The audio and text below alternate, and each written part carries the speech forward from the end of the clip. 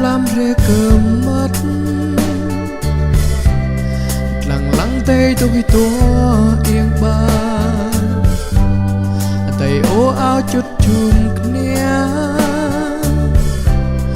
tay ngay ra bụng tam ta dư tốt lắm một bre là lặng cơ tay xe mi đi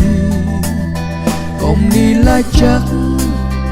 cơ tay câu khắp yên làm hay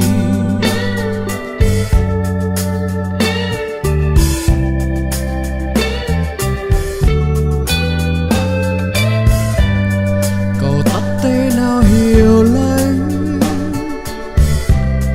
lặng lặng răng tuyệt lặng cơ tay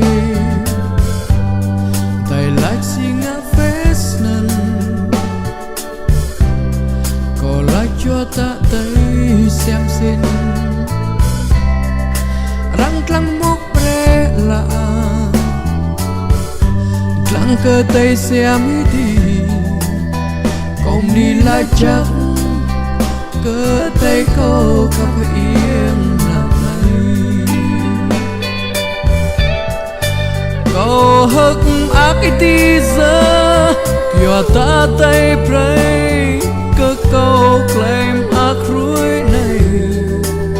lùm ta clay trắng lại làm mai tia này clay câu khắp hóng đây rồi này ở đây câu khắp yên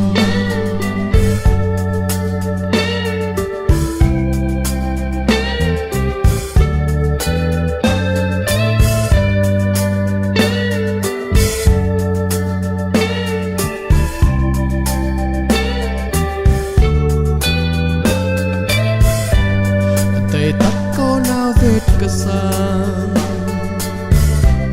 lên nên tem đi câu pi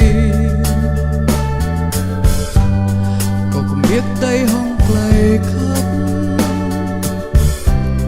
tay play com claim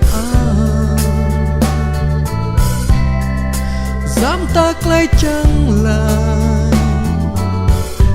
đi lại chắc cớ thầy